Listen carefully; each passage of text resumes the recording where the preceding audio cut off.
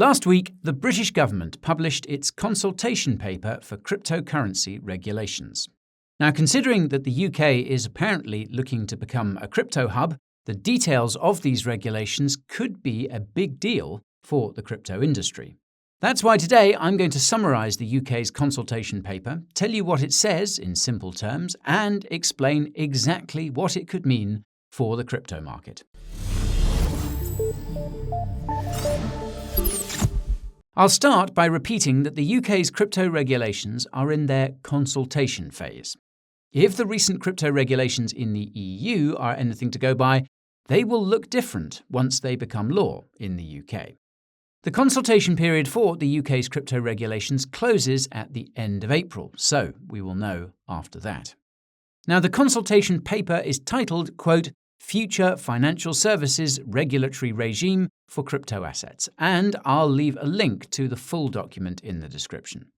Now, the paper begins with the authors reiterating that the UK is looking to become a crypto hub. However, they caution that the rewards of crypto come with risks, such as the collapse of FTX. Naturally, they say that clear and transparent regulations will mitigate these risks while maximising the rewards.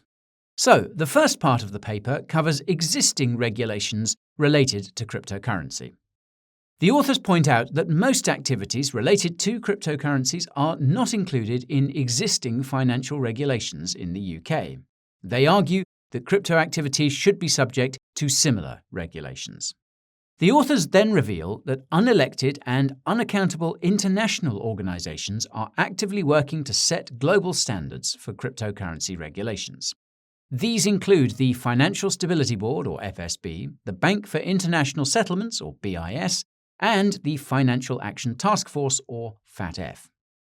Now, if you've watched our recent summary of the World Economic Forum's Davos conference, you'll know the FSB is planning on revealing its crypto regulation recommendations sometime this summer.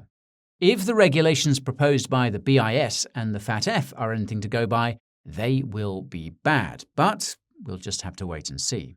Anyways, the authors go on to stress that this consultation is purely about cryptocurrency, not about distributed ledger technologies that the UK government is considering for things like the digital pound. Regarding crypto adoption in the UK, the authors specify that 5 to 10% of Brits hold cryptocurrency. Well, I'll raise a cup of tea to that. Predictably, the authors spend lots of time talking about how the crypto market crashed because of Terra's death spiral, the implosion of crypto platforms like Celsius, and the collapse of FTX. They caution that allowing the crypto market to grow unchecked could lead to financial stability issues. The authors then list the 4 policy objectives of the UK's crypto regulations.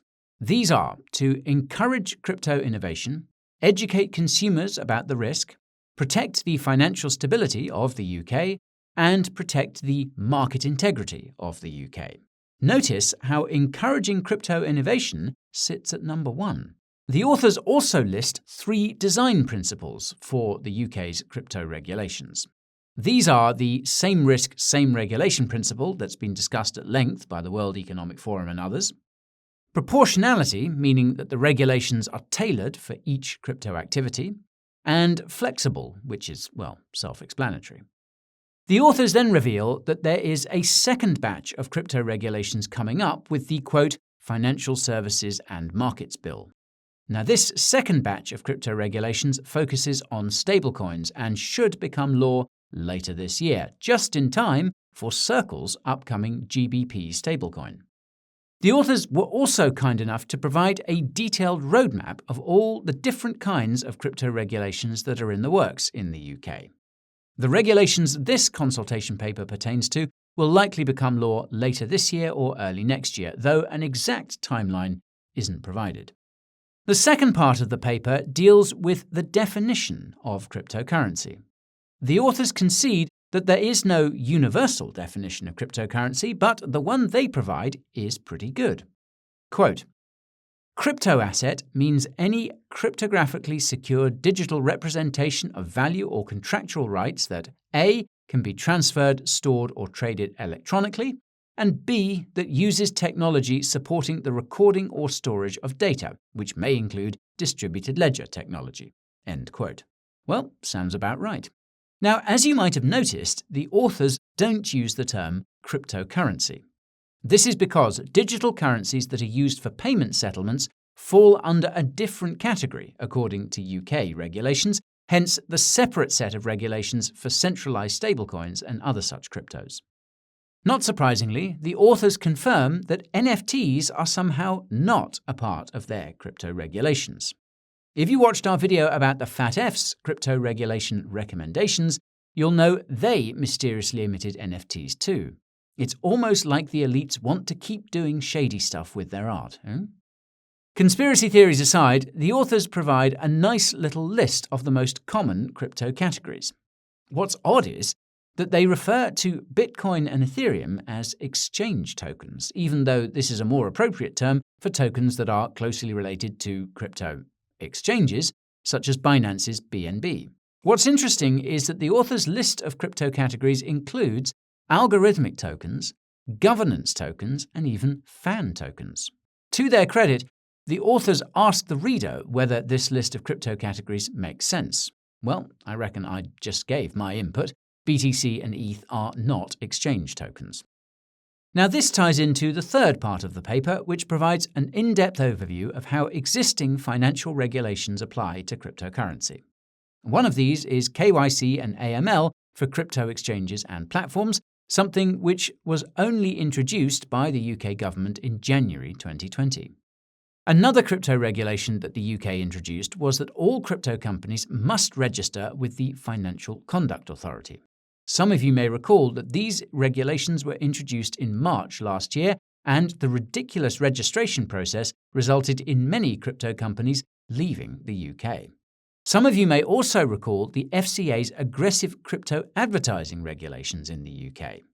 The FCA recently warned that violators could face up to 2 years in prison. This sounds a bit excessive, but you wouldn't believe how many shitcoins are being advertised back in my home country.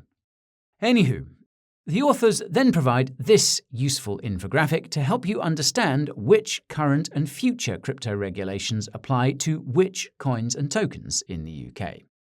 As you can see, stablecoins are part of Phase 1, which is that aforementioned Financial Services and Markets Bill expected in H1 this year. Funnily enough, though, stablecoin trading is not included in Phase 1 regulations. It's included in Phase 2, which is this very consultation paper. It's also funny that the authors believe that payments made in any other cryptocurrencies besides stablecoins do not require regulations. I wonder why. In any case, the fourth part of the paper pertains to so-called crypto asset activities. What's awesome is that the authors admit that having one set of regulations for all the things you can do with crypto is ridiculous, given all the different options. Instead, these regulations should be tailored based on risk. The authors also admit that it's very hard to say whether any given crypto-related activity is technically occurring within Britain's borders. As such, they propose that these crypto regulations be applicable only to, quote, crypto asset activities provided in or to the United Kingdom. Even then, the authors admit that additional nuance could be required in some cases. They go on to provide examples of such nuanced cases, such as UK citizens accessing otherwise regulated crypto services in a less regulated or unregulated manner from outside the UK. Gosh, I feel personally attacked there. Jokes aside, what you're looking at here is a list of primary crypto activities that would require regulation in the UK. The crypto activities that fall under Phase 2 are ICOs, crypto trading, trading crypto for other assets, crypto lending and borrowing, and crypto custody services. Not bad at all. What's even better is that the authors explicitly state that decentralized stablecoins like DAI will not be subject to stablecoin regulations. Rather, they'll be treated as other so-called unbacked crypto assets like BTC and ETH, since they are backed by unbacked crypto assets, at least according to the authors. That said, it's possible that DAI itself could be affected, given that a significant amount of the DAI in circulation is backed by USDC, which is a stablecoin requiring regulation as per the author's taxonomy. I suspect that DAI would not be subject to stablecoin regulations because USDC will be regulated, but it's not clear. What is clear is that the UK is not planning on banning algorithmic stablecoins like Terra's UST. If you watched our video about Europe's upcoming crypto regulations, you'll know their final draft included a de facto ban on algorithmic stablecoins. It's possible that centralized stablecoin issuers lobbied for this. After all, algorithmic stablecoins are the biggest threat to centralized stablecoins. A robust algorithmic stablecoin could very well be the key to a truly decentralized currency that would be used for everyday payments. This is a threat to stablecoin issuers and the legacy financial institutions that back them. The authors then explain to the reader that their surprisingly soft policy on decentralized stablecoins, algorithmic stablecoins, and NFTs comes from the fact that the proposed crypto regulations only apply to crypto activities, not to the crypto coins and tokens themselves. Those regulations will come later. This relates to the fifth part of the paper, which is about regulations related to new cryptocurrencies. If you're wondering what the authors mean by new cryptocurrencies, they mean coins and tokens that are listed on exchanges and made available for trading, not the actual creation of coins and tokens. The authors provide a wish list of outcomes for regulations related to new cryptocurrencies. This includes making sure that investors are given accurate information about the project or protocol, that investors are compensated if they're misled, and that fraudulent crypto offerings should be banned. To that end, the authors want to require all exchanges to perform extensive background checks on any new cryptos they list, and provide detailed descriptions of these new cryptos to exchange users. What's bizarre is that the authors want exchanges to act as the issuers of cryptos with no issuer, such as BTC. What's annoying is that the authors don't seem to address cryptocurrencies that are already listed on exchanges in the UK. It's not clear if they would be subject to the same disclosure rules, and if yes, then whether this would require UK exchanges to temporarily stop supporting these cryptos until disclosure is presented. The authors also want all ICOs that don't involve the sale of securities to be conducted through a regulated third party. Now, this is both reasonable and practical, as there are already lots of reputable and regulated ICO platforms out there, CoinList being one of many that comes to mind. Now, the sixth part of the paper is about the regulation of crypto exchanges. The author's wish list of outcomes for these regulations includes more liquid and resilient crypto exchanges, more transparent terms and conditions for crypto exchanges, and accurate on- and off-chain crypto data. The authors then provide a long list of everything crypto exchanges would be required to do under these regulations. It includes everything from detailed data reporting to establishing a bankruptcy process. That's basically everything this part of the paper says, which makes sense given the FCA is already on it. The seventh part of the paper is about the regulation of other crypto intermediaries, such as market makers. The wish list for these regulations includes addressing conflicts of interest, sufficient liquidity, and the ability to detect market manipulation.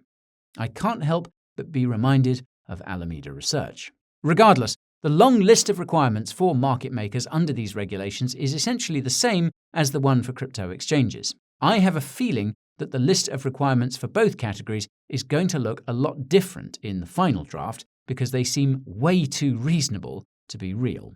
Anyway, the eighth part of the paper is about the regulation of crypto custodians, and I think you can guess what it looks like.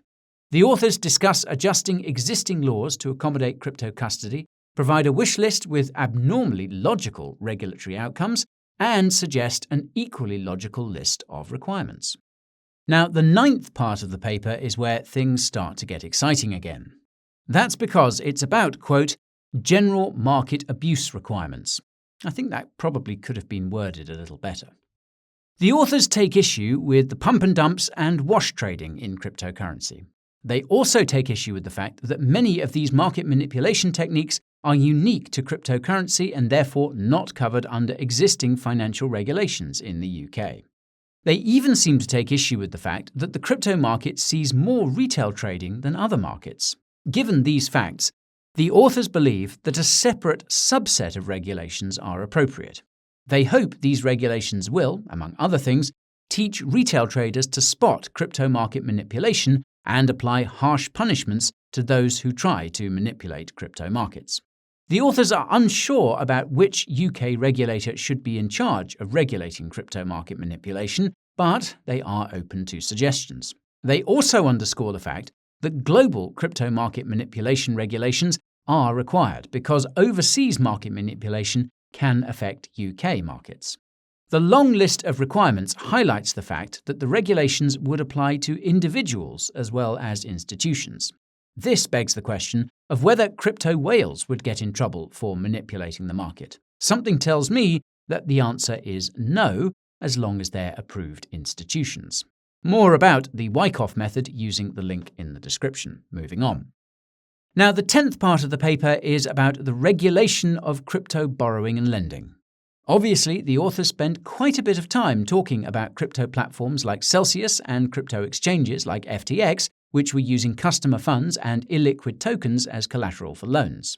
Because crypto lending and borrowing does not fall under any existing financial regulations in the UK, the authors propose introducing a new regulated activity called, quote, operating a crypto asset lending platform. Conditions would include risk disclosures, balance sheet disclosures, and clear user contracts. Now, whereas the first 10 parts of the paper provide concrete regulatory recommendations, the 11th, 12th, and 13th parts are a call for evidence of different topics. In other words, the authors want more information about how certain niches of crypto should be regulated in the UK, and the first niche is DeFi.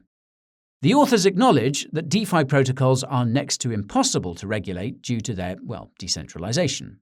They also acknowledge that it's going to take time to figure out how to regulate DeFi. Even so, they believe that DeFi should be regulated in line with all the other crypto activities. Besides DeFi developers, the authors seem to imply that those who hold significant amounts of DeFi governance tokens could eventually be subject to regulation in the UK. This is because they're well aware that the voting power in DeFi DAOs is concentrated in a handful of token holders, usually crypto VCs. Centralized front ends for DeFi protocols could also face regulatory scrutiny. Thankfully, many DeFi projects have already begun decentralizing their front ends. Now, the authors also state that DeFi regulations will be difficult to implement until there's regulatory clarity about the legal status of DAOs in the UK. The second crypto niche the authors want feedback about is other crypto activities. This includes any activities in crypto that are analogous to stuff in the traditional financial system. It also seems to include crypto mining, staking, blockchain forks, crypto transaction finality, and even miner extractable value. And, as you might have guessed, the third crypto niche the authors want feedback about is the environmental sustainability of crypto projects and protocols. They start with a dishonest statistic, and that's that Bitcoin mining uses almost 40% as much energy as the UK does every year. This is dishonest because Bitcoin mining only uses around 0.05% of the total energy consumed globally. You'll know this if you watched our video about CoinShares' crypto mining report. You'll also know that Bitcoin mining only accounts for 0.08% of global carbon emissions. Now, the authors go one step further by citing the UK's ongoing commitment to ESG, or environmental, social and governance, the investment ideology that was created by the World Economic Forum and is being championed by powerful entities in the private sector such as BlackRock and Bank of America. The authors declare that ESG criteria should be applied to cryptocurrency because of that good old same risk, same regulation idea that the WEF also seems to have invented. To add insult to injury, the authors tell stakeholders, another WEF term, to provide feedback for the consultation paper. So, this brings me to the big question, and that's what the UK's proposed crypto regulations could mean for the crypto market. Well, Aside from that last bit about wanting to force the crypto industry to comply with ESG, they could be extremely bullish. However, this assumes that the crypto regulations proposed in this consultation paper will become law. As I mentioned at the beginning of the video, the laws themselves will likely look different. I am a bit concerned that crypto companies that are aligned with entities in the traditional financial system will make them worse. This is simply because crypto has become more than some magic internet money that's used by shadowy supercoders. It is becoming an alternative to the traditional financial system, and powerful interests in that traditional financial system are working to either integrate it or destroy it before they lose. The silver lining is that not all institutional investors are anti-crypto, and at the end of the day, it's the money of institutional investors that matters. It's clear to me that there are some very powerful pro-crypto interests in the UK because the crypto regulations being proposed are honestly incredible. With some luck, these same pro-crypto interests will ensure that the finalised crypto regulations look as good, if not better, than the ones proposed here. It seems that the only regulatory issues that need to be resolved are those related to DeFi, other crypto activities, and of course that damn ESG crap. Although I'm confident they will be resolved, I'm still concerned that we could see a sort of counteroffensive from the anti-crypto interests in the UK in the feedback to the consultation paper. The silver lining to that is that even if the finalised crypto regulations come up short, they can always be changed. If you watched our video about the upcoming catalysts for the crypto market, you'll know that institutional investors will inevitably lobby to get rid of the bad crypto regulations, particularly those related to DeFi and privacy. But first, we need that investment to come in, and that means, well, regulations. Make no mistake, the moment that crypto regulations are introduced in key jurisdictions around the world, institutional investors will have the clarity they need to allocate record levels of capital into crypto. I have a gut feeling that these regulations could be the catalyst for the next bull market. Well, let's see.